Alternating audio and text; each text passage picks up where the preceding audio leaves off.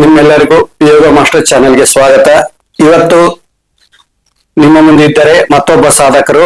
ಇವರ ಹೆಸರು ಲಕ್ಷ್ಮೀಬಾಯಿ ಅಂತ. ಇವರು ಶಿವಮೊಗ್ಗದಿಂದ. ಈಗ ಅವರು ಯಾವ ರೀತಿ ಸಾಧನೆ ಮಾಡಿದ್ರು, ಅವ್ರಿಗೆ ಯಾವ ರೀತಿಯಾದ ಅನುಭವ ಆಯಿತು, ಆಮೇಲೆ ಅವರ ಹಿನ್ನೆಲೆ ಏನು ಅಂತಂದು ಅವ್ರ ಬಾಯಲ್ಲಿ ನಾವು ಕೇಳುವ. ನಮಸ್ಕಾರ ಲಕ್ಷ್ಮೀಬಾಯಿ ಅವರೇ. ನಮಸ್ತೆ ಗುರುಗಳೇ.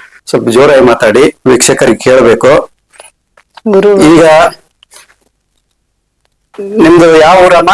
ನಮ್ದು ಹೊಸಳ್ಳಿ ತಾಂಡ.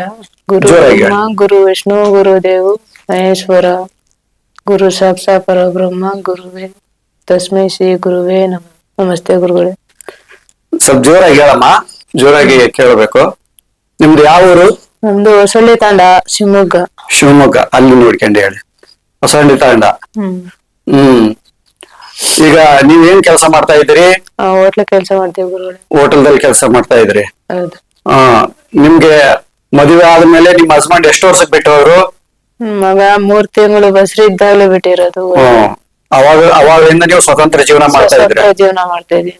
ಈಗ ನಿಮ್ಗೆ ಒಬ್ಬ ಮಗ ಇದ್ದಾನೆ. ಹೌದು ಗುರುಗಳೇ. ಅವನು PUC ಫಸ್ಟ್ ಇಯರ್ ಓದ್ತಾ ಇದ್ದಾನೆ. ಹೌದು. ಮಗನ ಓದಿಸ್ತಾ ಇದ್ದೀರಾ ನೀವು? ಹೌದು.